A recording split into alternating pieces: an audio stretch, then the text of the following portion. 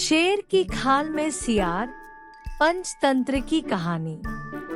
एक दिन सियार जंगल में घूम रहा था। तभी उसे किसी जानवर की खाल दिखलाई दी। वह पास गया तो देखा ये तो शेर की खाल है। पहले तो सियार शेर की खाल देखकर डर गया। सियार को आदतन एक शरारत सूझी। उसने शेर की खाल उठाई और उसे ओढ़ लिया।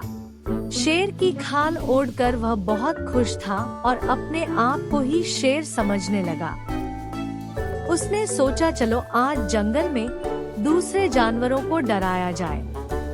वह उस स्थान पर गया जहाँ जंगल के सभी जानवर बैठे हुए थे। अपने नजदीक शेर की खाल में सियार को देखकर वह उसे सचमुच शेर समझ बैठे और वहाँ से भागने लगे।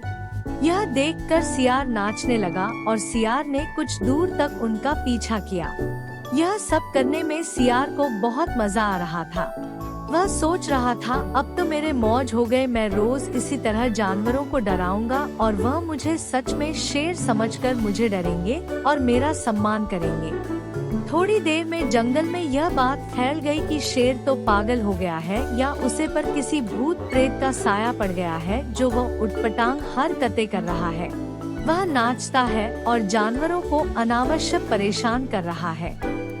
सियार रोज इसी तरह की हरकतें करता और जंगल के जानवरों का मजा लेता। एक दिन सियार लोमड़ी को डराने के लिए उसके पीछे पड़ गया। लोमड़ी डर कर भाग रही थी और सियार उसके पीछे था। यह सब करके वह बहुत खुश था और अपनी खुशी व्यक्त करने के लिए आदतन जोर जोर से हुआ की आवाज निकालने लगा।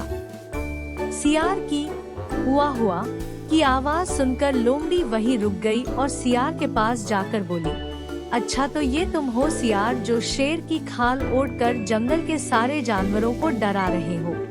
रुको, अब मैं जंगल के सारे जानवरों को बताऊंगी और वे सब तुम्हें सबक सिखाएंगे।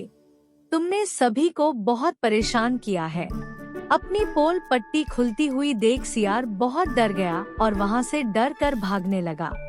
सियार को भागता हुआ देख लोमड़ी ने जोर जोर से शोर मचाकर जंगल के सभी जानवरों को बतला दिया कि यह दरअसल शेर नहीं बल्कि सियार है जो शेर की खाल ओढ़कर जंगल के जानवरों को डरा रहा है।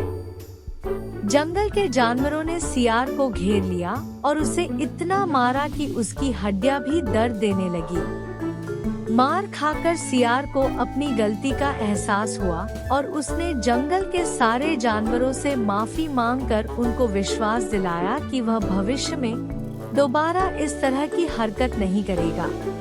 शिक्षा: इस कहानी से हमें ये शिक्षा मिलती है कि सच्चाई कभी नहीं छुपती और जो दूसरों को परेशान करता है उसको सजा अवश्य मिलती है। अगर आपको ये कहानी पसंद आई हो तो लाइक, शेयर, सब्सक्राइब करना न भूलें और अधिक वीडियो के लिए बेल आइकन दबाएं।